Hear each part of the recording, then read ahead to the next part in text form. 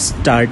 कृषि कानून विरोधी आंदोलन के 7 माह पूरे होने के बहाने प्रदर्शनकारियों ने राजभवनों को घेरने का जो अभियान चलाया वह 1-2 जगह छोड़कर नाकाम और निष्प्रभावी रहा, तो इसी कारण कि वह अपनी धार खोने के साथ अपने उद्देश्य से भी भटक चुका है।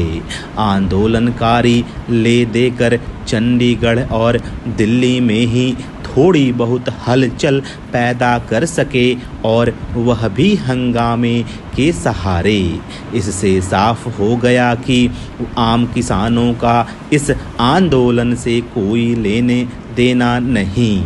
लेना देना हो भी क्यों, उनकी फसलों की रिकॉर्ड खरीद हुई और पैसा सीधे उनके खातों में पहुंचा। इसके अलावा वे इससे भी परिचित हैं कि विभिन्न फसलों का न्यूनतम समर्थन मूल्य यानी MSP लगातार बढ़ रहा है।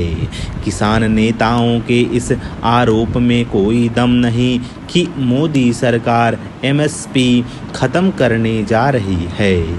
यह बेसिर पैर का आरोप है और इसे केवल किसानों को बहकाने के लिए उछाला जा रहा है।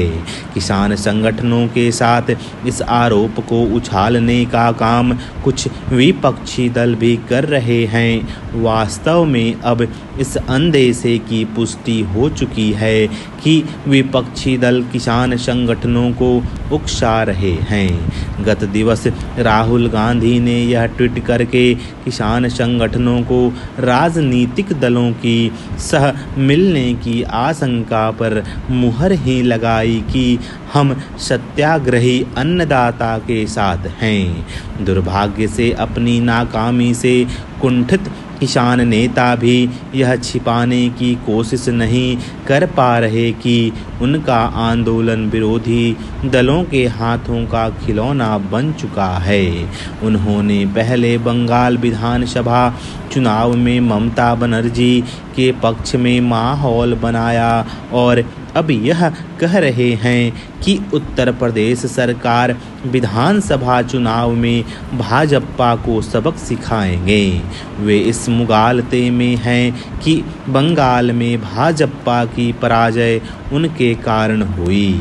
वे इस मुगालते में बने रहें, लेकिन कम से कम यह तो देखें कि आम किसान किस तरह उनसे छिटक गया है। उन्हें यह भी एहसास होना चाहिए कि तीनों कृषि कानूनों को खत्म करने की मांग मनमानेपन के अलावा और कुछ नहीं।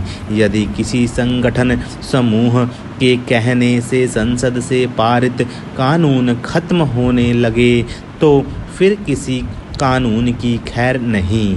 हालांकि विपक्षी दल भी यह जानते हैं कि किसी सरकार के लिए इस तरह की मांग मानना संभव नहीं, लेकिन अपने संकीर्ण राजनीतिक स्वार्थों के फेर में वे किसान नेताओं को बरगलाने में लगे हुए हैं। चूंकि विपक्षी दलों का मकसद इस या उस बहाने सरकार को घेरना है, इसलिए वे सतही मसले उछालते रहते हैं।